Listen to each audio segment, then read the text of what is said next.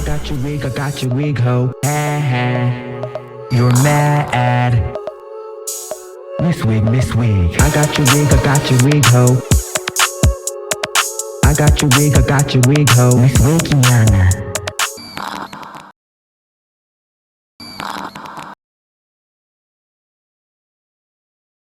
What else do you see in their eyes that lets you know that you can get away with it? Because nobody's choosing any child. I say this to all my girls at school.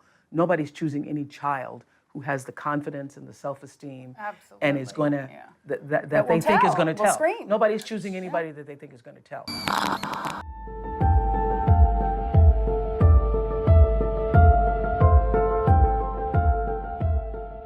Everybody, these are my girls. Oprah is giving 150 South African girls a chance for a brighter future. Her school for girls opened in Africa, fulfilling a long-cherished dream and a promise to Nelson Mandela. This has been a long time coming. This is not just, for me, some small idea. This is a supreme moment of destiny for me. I've been coming to this day my entire life. The school will be known as the Oprah Winfrey Leadership Academy for Girls. It is located south of Johannesburg. I believe that education is an open door to all life, a sustainable bridge to all that is possible. Education is my bridge to self-esteem. Former President Mandela was among the guests at the opening ceremony. Tina Turner, Mary J. Blige, Mariah Carey, Chris Tucker, and Spike Lee also attended the event. You know, everything Oprah does is next level. She's just one of those anointed people who can change the world, and we don't have very many of those people left.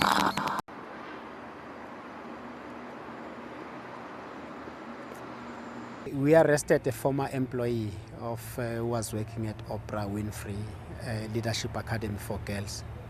She was arrested yesterday for several charges, including assault, indecent assault, as well as soliciting girls under the age to commit indecent assault. And she's now at the Vereeniging police cells. Matole Macheka for that. Thank you. I think the school has been open because they handed us a report of what was happening there, and they asked us to investigate what was happening there. And on our investigation, we arrested a woman who is a former employee. I think they have been open to make sure that all the criminal acts that have been taken place in the school are being investigated. They didn't use the word sexual abuse. They implied that something inappropriate was going on. Hearing that, John Samuel, immediately after hearing that allegation, removed the accused, Tiny Makopo, from the campus. I was, needless to say, devastated and really shaken to my core when I first heard this news. And immediately within the first hour of receiving this information, I contacted here in the United States Dr. Bruce Perry, who is founder of the Child Trauma Academy in Houston, Texas. And Dr. Perry informed me that the law in the United States requires that one must report, even if you suspect child abuse, it must be reported to the Child Protective Services. And so he said, if I were you, I would confirm if that is also the law in South Africa, which I did. And first thing Monday morning, I contacted Superintendent Needling and told him that I wasn't sure what had happened, but there was a suspicion on the part of the girls of some type of sexual abuse. I told Andre Needling that I wanted to conduct an independent investigation to determine what exactly had happened, and that I would appreciate his advice and his guidance in this matter. And he told me that his department would work in cooperation with our independent investigation. Now, the reason why I did that is I wanted to hire an independent team because my experience with child predators is that no one ever abuses just one child. Although the girls only had spoken of one classmate, my first priority was to determine how many girls had actually been affected and to what extent. So I hired a team of 3 headed by Robert Farley, who is a former detective and commander of the Child Exploitation Unit at the Cook County Sheriff's Office here in Chicago. Detective Farley and his team immediately flew over from the United States. They spent a week interviewing girls and staff. I arrived before the team. I was accompanied by Dr. Bruce Perry, and I spoke to all the girls personally, and I encouraged all of them, any of them who had actually been harmed, to please come forward and to trust the team and speak to the team and the police. And I told them that although they had apparently been living in an atmosphere that repressed their voices, that this was a chance for them to break the silence and to take their voices back. As a result of that conversation with the girls, by the next day, 5 other brave girls had come forward. But all the girls were afraid of repercussions from the remaining dorm matrons. So we immediately removed all remaining dorm matrons and put teachers in rotation in the dorms. That weekend, which was Sunday, October 14th, we had enough information by that time about the specific nature of the girls' complaints that we then started calling all of their parents to inform them of the situation and to ask for a meeting the following weekend. Then the following weekend of October 20th, I returned again to South Africa, and I met with the parents and their daughters. I apologized for the unfortunate circumstances that we are enduring, and I promised to institute immediate changes to create a new model of excellence in social, emotional, and academic life for girls at the school. Does that feel okay, or you want to toss it?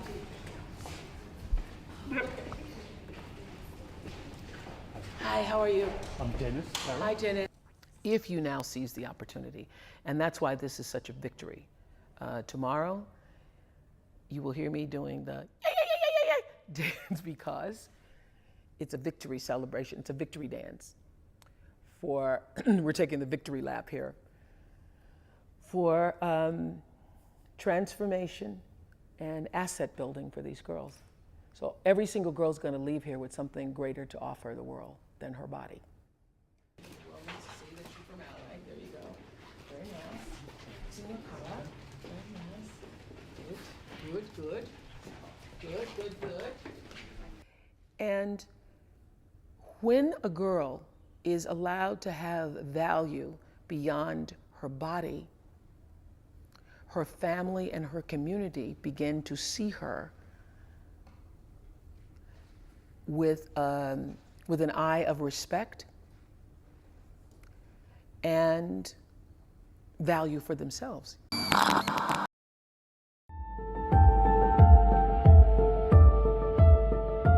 Let's talk about what's happening with Harvey Weinstein. I know you posted on Facebook already, but you haven't kind of spoken yet publicly about what's going on. I think that this is, I'm always trying to look for the rainbow in the cloud, whatever is the silver lining. And this is what I do know for sure. When something this major happens, when you have the fallout, 50 women coming forward, that it's a watershed moment. And what I do believe is actually happening is that, first of all, it's triggering a lot of unreleased pain, repressed anger, guilt, and suffering that a lot of women have had. I happened to be on set with several actresses the other day, and we were filming some things, and they were like, hadn't slept over a period of 2 or 3 days, and I was like, what is that? I said, oh, you guys are suffering from PTSD. And when you start talking about it out loud, too, everybody has a story. Everybody has a story. And so I think this is a watershed moment. And if we make this just about Harvey Weinstein, then we will have lost this moment. So Rose McGowan has put Oprah on blast. Rose recently called out Oprah on Twitter over her past associations with some controversial men.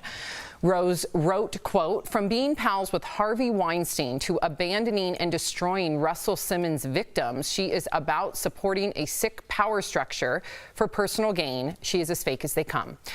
And just to refresh your memory, music producer Lisa Russell Simmons has been accused of rape by at least 15 women. Last year, Oprah pulled out of a documentary that's highlighting their stories because she and the filmmakers apparently did not see eye to eye on that project. And as for her former friendship with Harvey Weinstein, Oprah had said that she did not know about the sexual assault accusations from women, including Rose, only that she had heard he was a bully.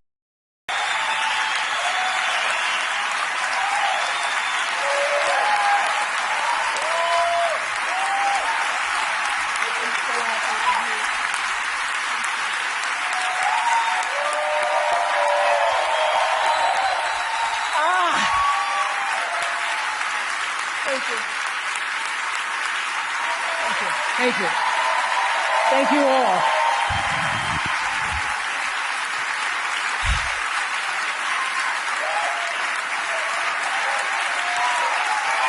Thank you. Okay. Thank you, Reese. In 1964, I was a little girl sitting on the linoleum floor of my mother's house in Milwaukee, watching Anne Bancroft present the Oscar for Best Actor at the 36th Academy Awards. She opened the envelope and said 5 words that literally made history. The winner is Sidney Poitier. Up to the stage came the most elegant man I had ever seen. I remember his tie was white, and of course his skin was black, and I'd never seen a black man being celebrated like that.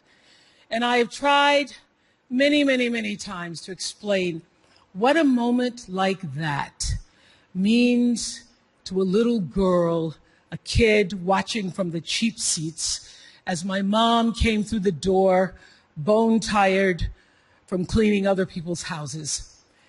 But all I can do is quote and say that the explanation in Sidney's performance in Lilies of the Field, amen, amen, amen, amen.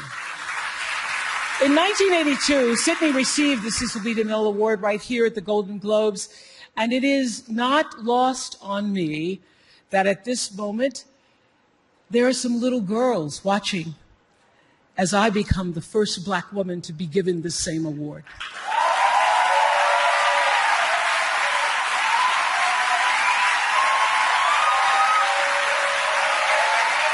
It is an honor.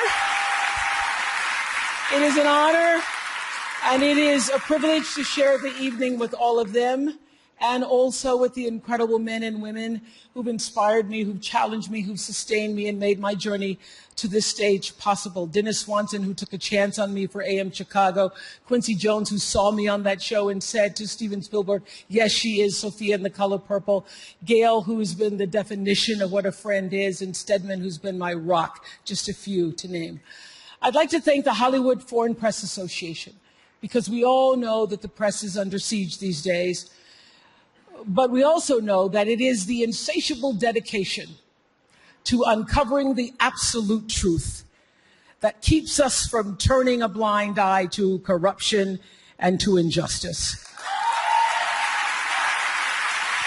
to tyrants and victims and secrets and lies. I want to say that I value the press more than ever before as we try to navigate these complicated times, which brings me to this.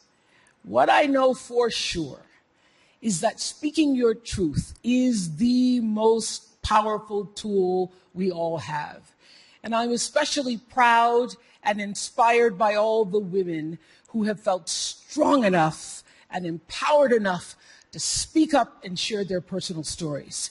Each of us in this room are celebrated because of the stories that we tell. And this year, we became the story.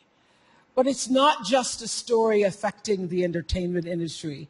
It's one that transcends any culture, geography, race, religion, politics, or workplace. So I want tonight to express gratitude to all the women who have endured years of abuse and assault, because they, like my mother, had children to feed and bills to pay and dreams to pursue.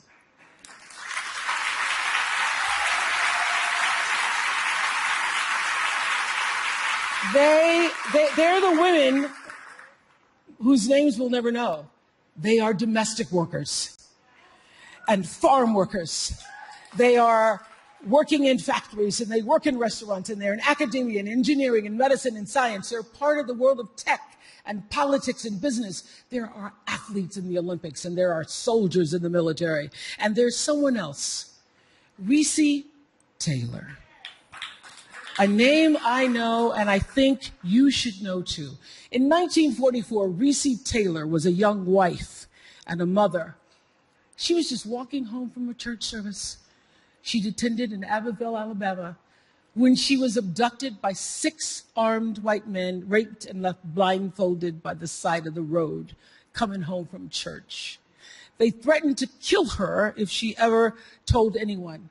But her story was reported to the NAACP, where a young worker by the name of Rosa Parks became the lead investigator on her case. And together, they sought justice. But justice wasn't an option in the era of Jim Crow. The men who tried to destroy her were never persecuted.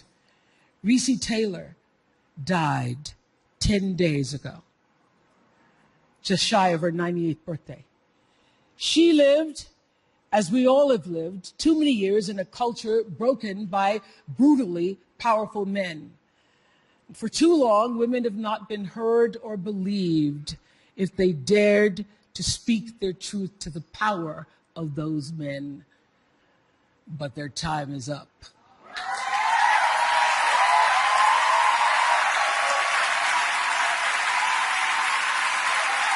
Their time is up.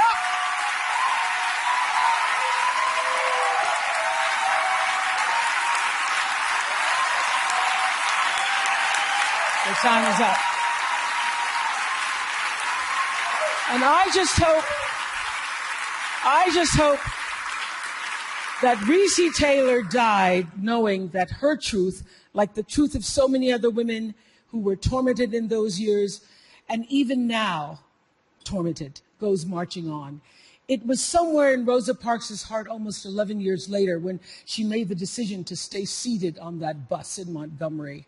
And it's here with every woman who chooses to say, "Me too." And every man who chooses to listen. In my career, what I've always tried my best to do, whether on television or through film, is to say something about how men and women really behave, to say how we experience shame, how we love and how we rage, how we fail, how we retreat, persevere, and how we overcome. And I've interviewed and portrayed people who've withstood some of the ugliest things life can throw at you, but the one quality all of them seem to share is an ability to maintain hope for a brighter morning, even during our darkest nights. So I want all the girls watching here and now to know that a new day is on the horizon. And when that new day finally dawns, it will be because of a lot of magnificent women, many of whom are right here in this room tonight, and some pretty phenomenal men fighting hard to make sure that they become the leaders who take us to the time when nobody ever has to say, "Me too," again. Thank you. Let's go back to the Golden Globes for a second. Oprah is now being criticized for her speech that night by a very unlikely star. Me too. 3 days after Oprah publicly supported victims of sexual assault in the wake of numerous allegations against Harvey Weinstein, singer Seal Instagrammed this meme. Showing Winfrey kissing the disgraced mogul, it reads, "When you have been part of the problem for decades, but suddenly they all think you are the solution." welcome Seal! The 54-year-old who's appeared on Oprah's show captioned his post, "Oh, I forgot, that's right, you'd heard the rumors, but you had no idea he was actually serially assaulting young starry-eyed actresses, my bad." While Weinstein maintains his innocence, Seal hasn't commented further, and Oprah has not responded. This moment is a really powerful time for everybody to get woke. Next, to those of us who support the Me Too movement, just know this. Not one of the women who have been sexually abused, not one of the women who have come forward has received any real justice whatsoever. Losing your job because you either A, raped, B, sexually abused, or even sexually harassed a woman is not real punishment. You steal from the post office, you go to jail. And hashtag real talk for a second, we all know what would happen to any one of those power abusers if they looked like me. In order to promote social awareness dialogue on this particular subject, I repost, not create, but repost a meme that appeared on my social feed, and now all of a sudden, it's a brother tearing down a sister issue. Let me make something abundantly clear to you. I am English born, but don't get that baby kiss from a rose stuff twisted. See these scars on my face? My parents are from Africa, more specifically Nigeria, and I am about as black as you will ever get. What I reposted was not an attack on Oprah at all.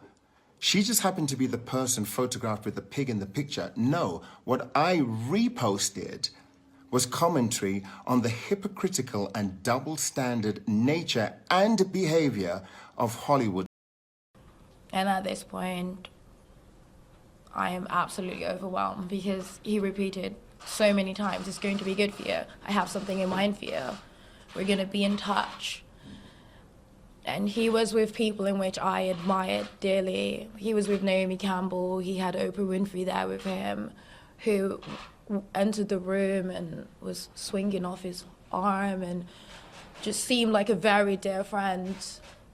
And these, like Oprah, Naomi, Rita, and Georgina, they all sat at his table. And for me, you know, meeting Oprah was like, oh my God, like I would have thought that I would have to be someone who is established, who everyone would have had to know about before I was privileged enough to meet someone like Oprah. So that gave me so much confidence in him at the time when he approached me. I thought, obviously this man has something amazing in store for me. Okay. So following your first meeting, what happened?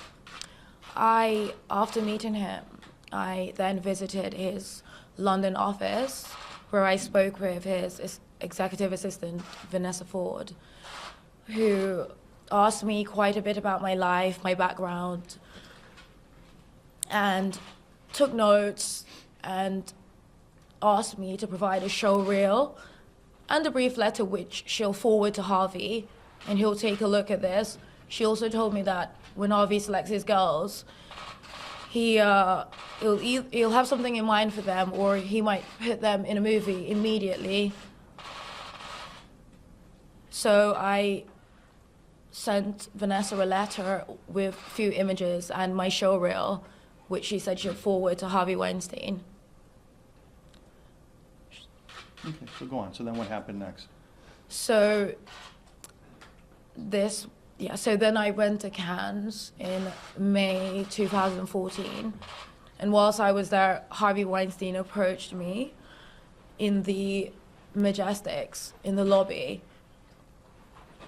I was really, really happy when he approached me.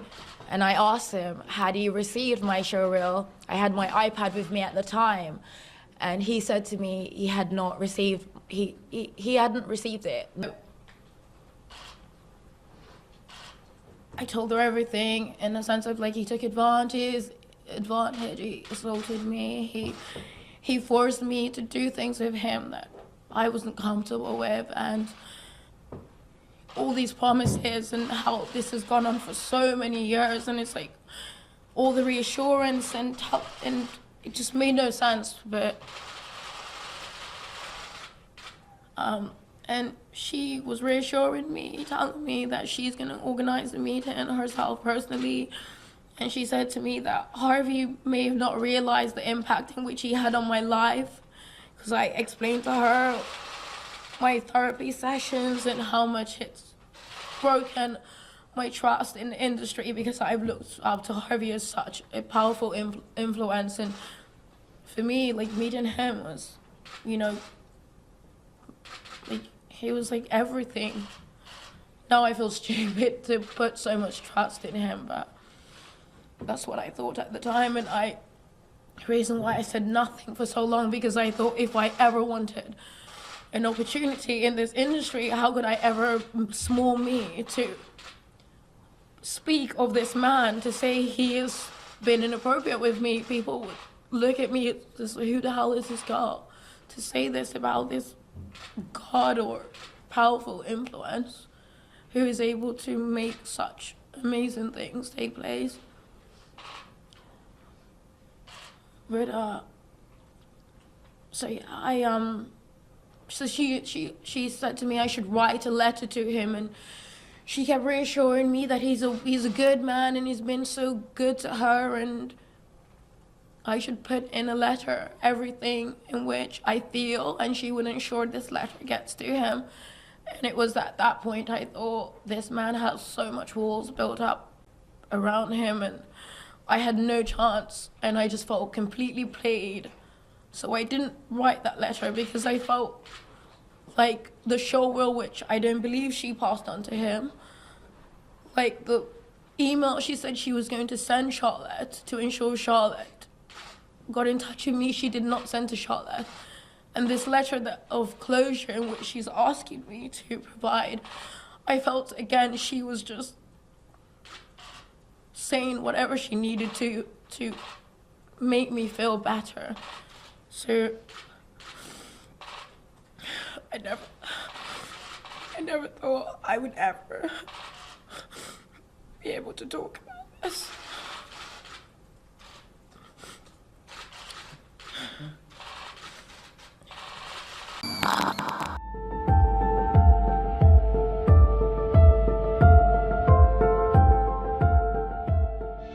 This is an interview I wasn't sure would ever happen. One of the most famous spiritual healers in the world rarely talks to anyone on camera.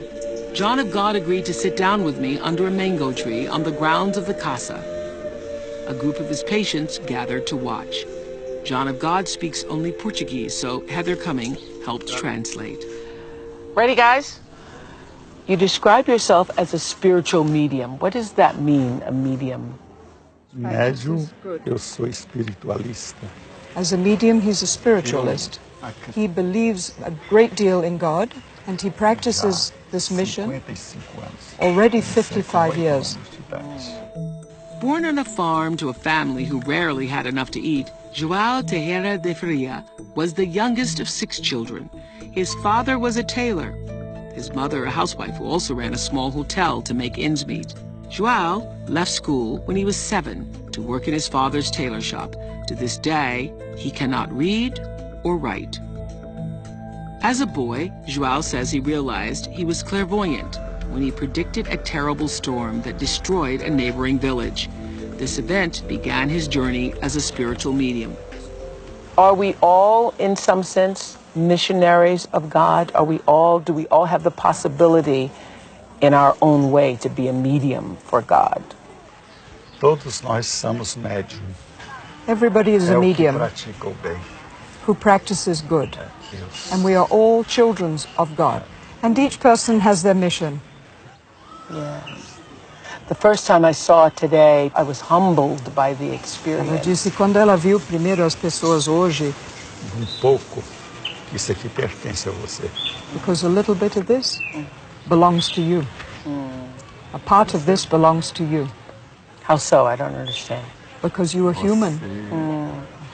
Well, could the entity tell me, what does human energy look like? Because as I understand it, each person that comes before you, the entity sees the energy of that person. Nós temos a áurea.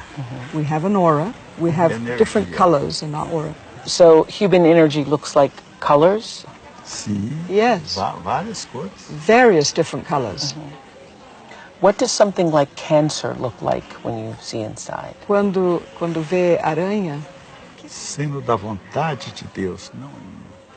when he sees cancer, Deus é sobre todas as coisas. he starts asking that this be taken away, be removed, being God's will, because it is not his, he does not have the power. It is God who has the power, and he prays to have the person's cancer removed by God. So what do you mean you had the surgery?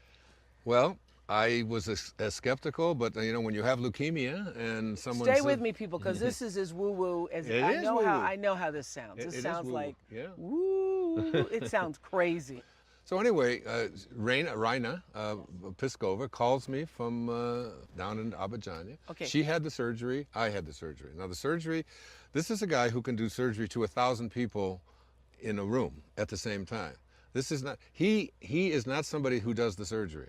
Okay. He doesn't remember any of it that he does. You can watch him do it. He gets into this thing and he picks up these instruments, and you can actually see pictures of the entities that enter his body as he does this. I know. When you're going down there, you'll see. I'm going down. You did a whole show on it. I mean, did, but every time I've heard about him or talked about him or even written about him in the magazine, it has been through somebody else's eyes. Right. And I keep hearing these stories and hearing I had these a direct experience. So I went to bed. I didn't feel anything. Nothing changed. This is after you've taken the herbs. I took the herbs. She said, you'll wake up at 7 o'clock. She told me what time the surgery was at 7 o'clock. She said, you'll get up at 8 o'clock, and then you'll drink some of the water, the blessed water, and you'll go right back to bed for 24 hours. Let's get to the surgery part. Okay. The surgery is it's a remote surgery. I mean, it was 12,000 miles from where I was. So it's, I don't know what happened. These are entities. They don't have any form. They're just these spirits that enter his body. It's been going on for 40 years to 25 million people. Okay, so tell me this. Does he tell you a certain time to lay down, a certain way to lay down? No, just go to bed, wear white, just wear, everything is white, drink the water, take the herbs, and don't have sex, and don't eat spicy food. And don't eat pork. But basically, that's it. Okay, so I did everything. I went to bed. I got up. Were you skeptical as I am right now? Yes. Because this sounds crazy. I know it was, but that's because we have been conditioned to believe that there's a. This is my limited self-talking. Okay, but here's a line from Jesus. With God, yes, all things are possible. Hope can be an extremely powerful emotion. It can pull us through tough times and help overcome adversity. But hope can be a weakness too, making vulnerable people easy prey for the worst of humans. I've just met one such man, a man who claims to work miracles and heal the sick. He calls himself John of God, but there's nothing godly about him. Thousands of people flock to him, hoping for a cure to their pain, but leave fleeced of their money. You see, John of God's supposed healing isn't free. He's a thrifty businessman making tens of millions of dollars. And worst of all, our government's just granted him a visa, and next month he'll bring his show to Australia. Am I speaking with John of God now, or an entity? With John, indeed. How does the healing work? O que cura é Deus. This is the power of God, because I don't cure anyone.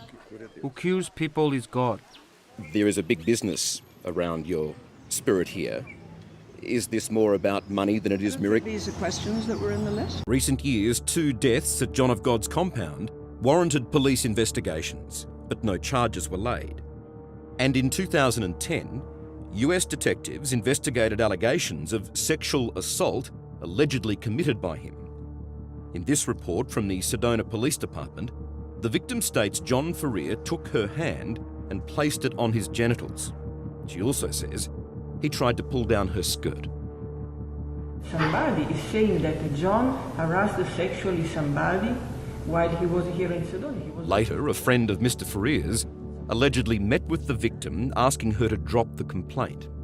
This is an apparent recording of that conversation. I really need to be able to say that you do not have anything against us. I need you to put this in writing, that there is nothing that you're saying against us against Akasha and against John. The case never made it to court. Mr. Faria returned to Brazil, where he has 9 children to 3 wives. Well, let me ask you then, have you ever sexually assaulted any of your followers? Could anyone interpret that for me? His team refused to translate my question. John of God, could we ask you a few more questions, please? No. I mean, these are... No. Just to properly understand exactly who you are. Suddenly silent, he waited until he was around the corner, away from the camera, to insult our interpreter as she was translating my question. Have you ever sexually assaulted any of your followers? When she asked if he'd sexually assaulted anyone, he stared her down and said, "Your mother."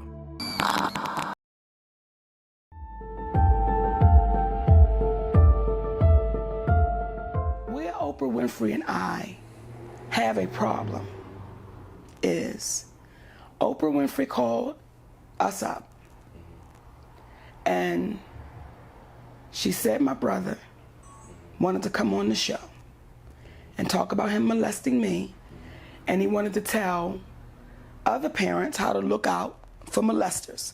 My brother Gerald is a charmer. So my mind thought was, because she said, "Do you want to come on?" I said, "I don't want nothing to do with that cat." I said, "Nigga, I know it's up to a scam, but people can change. And who am I to say he hasn't changed? It might really be different. So I don't want to get in the way of that. I just don't want nothing to do with it." She said, "If you don't want me to have your brother on the show, I will cancel the show. No show will happen. But I wanted to call you up to see how you felt first." When I hung up that phone, brother, I looked at my husband and I said, "That bitch is all right with me. That's a real..." She kept it because she didn't have to call me up. She didn't have to say my brother was coming. She could have just ran with shit and let it happen. I dig her for that. Now I begin to see commercials with my brother, my mother, my father, and my other brother. Now, the reason why that means so much is because in the conversation we had about my brother, we then went deeper.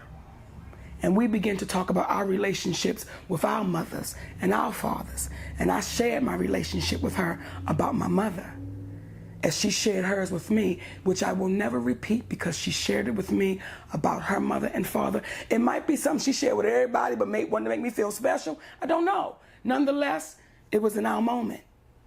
I shared with her that me and my mother was not talking. I shared with her we were in a really bad place. I shared with her I was hurt and, trying to figure this thing out. She never said my mother was coming on that show, because had Oprah Winfrey said, "I'm gonna have your mother," I would have said, "Shut it down. I don't need the world seeing how greedy my mother is. Shut that down." That's one of the reasons why we don't communicate, because of my mother and father's greed. So if you had given me the opportunity, I would have said, "I can't put my mother, that's still my mother." Right. Okay? Now here comes this show. And here comes the commercials. And now I'm starting to see my mother and my father and my other brother, who was my manager. We didn't discuss that, Oprah. Wait, he was your manager and he went to Oprah? Wasn't my manager at the time. Okay. By now I had already, fired him. Gotcha. So I'm watching this show, and I'm watching my father sit there, who was a strong alcoholic. I'm watching him drunk. I'm watching my mother be greedy. I'm watching my other brother, who was my manager, be greedy. I know my family. And I'm watching my brother who molested me sit on this stage, trying to paint this picture of I'm trying to be a help, but now I'm watching the scam. As much as they keep talking, I'm seeing the scam take place. Well, when it was all said and done, Oprah Winfrey calls me. And in that moment, I was still stuck in, this is Oprah Winfrey. How do I say, you had my mother, my father, my other brother, and I'm stuck in that moment. And when we hung up that phone, my husband looked at me and said, "What's wrong with you? That's not what we made of. You know how you felt about that and how you feel about that. And you need to let that woman know, I don't care about a title and a position. That's not what you cut from. So it was my obligation to let Oprah Winfrey know how I really felt. Now I want you to understand something too. See, this is why me and Oprah Winfrey got a problem. It's still there. Until that woman says, let me apologize to you publicly, it'll be to the day I leave this earth. Because what you did was malicious, and it was intentional, and it was ugly. If Oprah was watching this, what would you tell her? I would say, Oprah Winfrey, you know what you need to do, and stop hiding behind what you call was negative comments, what you call, oh, I don't even deal with things like that, because what people are beginning to do is see you for who you are. Let them know what you said, which is the reason why there's a problem, because she did actually confront. Alfred Woodard had a Oscar party for the previous black woman that won Oscars and for the black woman that was nominated, and it was Lupita's turn that year. And she had him all the other years, and I had declined. Just my schedule wouldn't let me do it, or, you know, for whatever reason. I was like, no, thank you. But this year I said, okay. And Oprah Winfrey was going to be there. Now, keep in mind, I was trying to reach out to have this private conversation. No return calls, whatever number she did give, no longer work. Just, you know, however it went, I could not get to Oprah Winfrey. So I see her this night, and Alfred Woodard says to me, we want you to understand, Monique, when we go into the red room, you can say whatever's on your heart. Almost like there was a universal energy where this sister knew something needed to be said. I can't say it factually, but you know, she said it to me a few times. Whatever you need to say, this is the place to say it. Whatever you need to say, this is the place to say it. So they were going around the room getting people's feelings on how they felt about when they got this Oscar. And it got to be my turn. And I really wasn't impressed with the Oscar. So I really didn't have anything to say to Lupita other than, baby, play it your way. This is your turn. So do it the way you want to do it. So you don't look back and say, I wish I would have. No one else can tell you how to do it, but you can do it your way, because it's your name that will be called. You're the nominee. And then I looked to Oprah Winfrey. And I said, you know, you and I need to have this conversation. Why would you have my mother on your show? This is from... In front of everyone.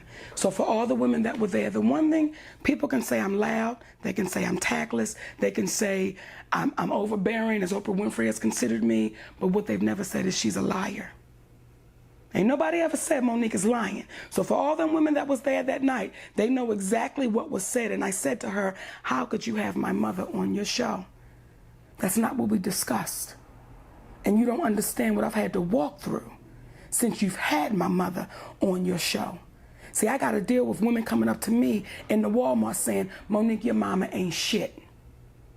I got to deal with that. Now, I got to defend. They ain't lying, but I still got to defend it because that's my mother. Right. Okay, Daddy, but that's the truth. But I still got to defend it. You don't understand what position you put me in doing that. So now this is my moment to talk to you. And what she did was took the cowardly way out. I won't call her a coward. I'll say it was cowardly, but it was okay. And she said, if you think I did something wrong, I want to apologize. And what my husband taught me a long time ago, an apology is not something that you think you need to give. If somebody else think you need to give it, it's what you feel. So she came off like Mother Earth that she is. If you think I did something wrong, no, Oprah, it ain't what I think. You did do something wrong. You maliciously, and you had full intentions of having my parents on your show and not saying anything to me. Was that for ratings? It seemed like she exploited the situation. Were you just exploiting me? There are some sisters in this business that are about it. Regina King was there that night. Angela Bassett was there that night. Lynn Whitfield was there that night. Kerry Washington was there that night. There's some sisters that are truly about it because they sat back in those chairs. And they were looking like, what we know Monique ain't doing is lying. That's what we know she ain't doing. So when it comes to Oprah Winfrey, let me be clear so people, I'm a little black fat girl from Baltimore, Maryland. And I saw this fat black woman on a TV show called People Are Talking that was a local show. And she had big shoulders and a big bush and big feet like me. And I said, wow, when I grow up, that's what I want to do. And then we took a field trip to that studio. And I hugged that woman. And I said, when I grow up, Miss Winfrey, I want to do what you do. And she said, you know, you got to work really hard. So the day I walked out on that stage to the Oprah Winfrey Show, and I was promoting Roscoe Jenkins. And after that show, that woman hugged me and said, when I look at you, I ain't doing nothing but looking at me. And then when I remind her that that's what she said to me, she says, oh, I say that to everybody. Well, then what does that make you? Everybody reminds you of you? Or do you just say things in the moment? So when I say to our community, I know Oprah Winfrey when the curtains are closed. I know her when the cameras aren't running. That's why Oprah Winfrey does not want to sit down publicly with me nor my husband to have a conversation, because within minutes, the community would know who Oprah Winfrey really was. Because what she's not used to is anybody asking her any questions. I'm the deliverer. I'm the author. I'm the authority of all life and all beings. And I know it all. And someone would ask, well, how?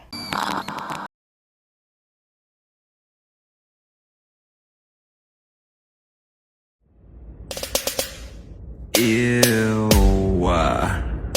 Like JK, but like maybe not. But thank you for watching. But you hating ass bitches always have something to say.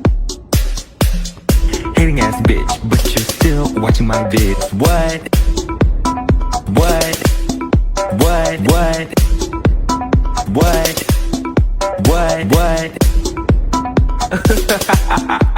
You're so upset.